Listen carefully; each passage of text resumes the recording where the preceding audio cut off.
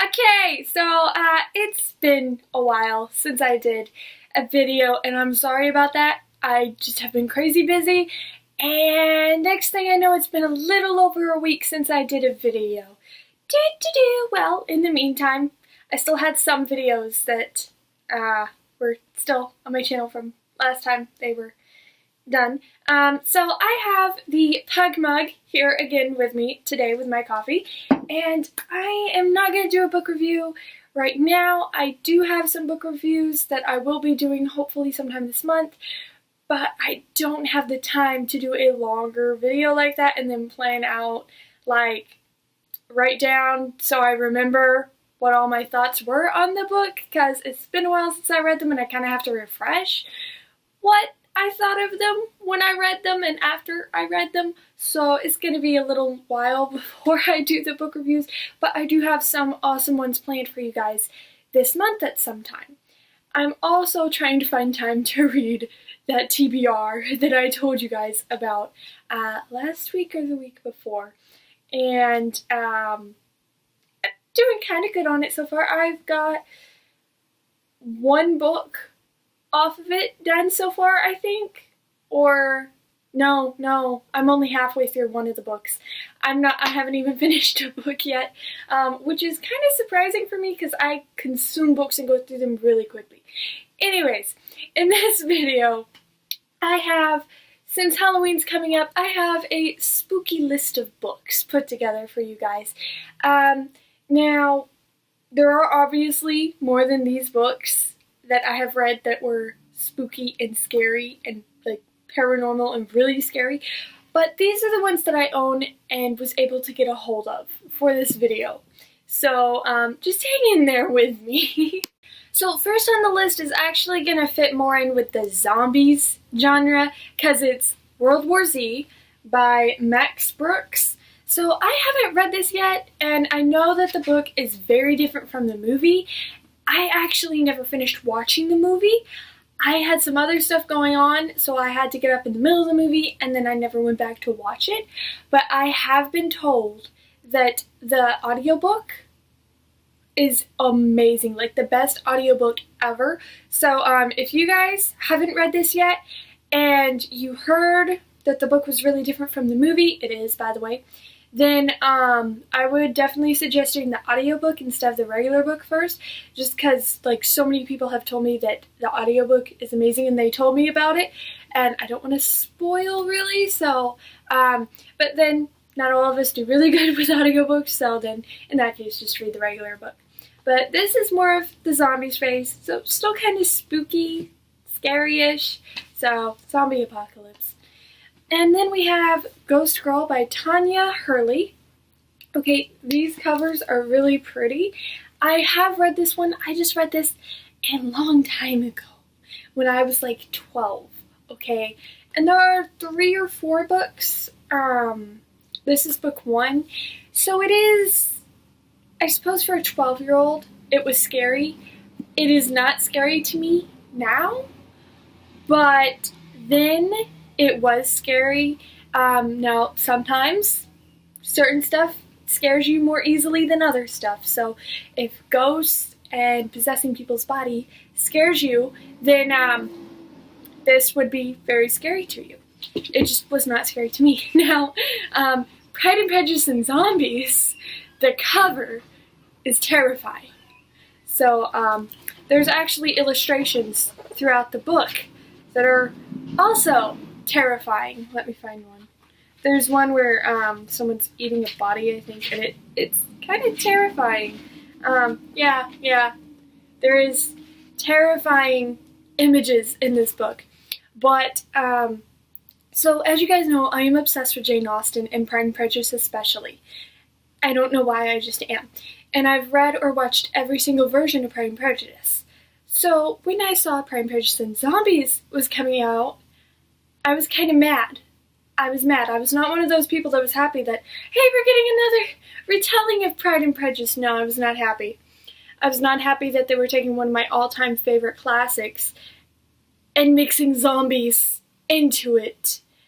I was not happy. However, someone got me the book and was like, just try it. So, because they gave it to me, I didn't have the heart to tell them that no. So, I read it, and I actually liked it.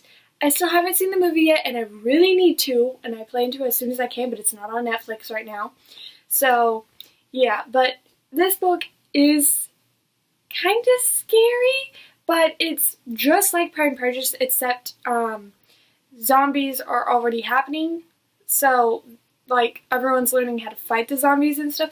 So it's incorporated into the culture. And it was really interesting to read and see how the author mixed it all together. The cover is terrifying because she's got red eyes. So if you don't want to read it, just look at the cover and get terrified. Next, I have Unaddressed in Blood by Kendar Blake. Okay, so terrifying book that I love. I love this book. I am the person that loves to watch horror movies, but I get scared easy. And most of the movie I'm hiding behind a pillow. And then I have trouble sleeping later that night because I'm so scared. I am that person. And then the next day, like, I'm so scared from the movie. And someone's like, hey, you want to watch another horror movie? I'm like, sure! So, I'm that person. But this book, it was scary, yes. It just didn't bother me. Okay, see, there's certain types of scary things that do bother me, such as bugs. You know what I'm talking about, those scenes with the bugs. Like, I'm not scared if I see a bug, unless it's a certain type of bug. But, like, a bug climbing on you and stuff like that freaks me out. I don't do that level of scary. Okay, other stuff don't particularly bother me, like really violent ones. That may be because I really liked Buffy the Vampire Slayer a couple of years ago. But, yeah, so this book did scare some other people I know, but I really liked it. Book 2 is less scary. It was still horror, so there is scarier parts. There is scary in it, but it was just not as scary as this one. The ending of that one was painful, very painful. I also have Outpost. This is book 2 to Enclave by Anna Gur.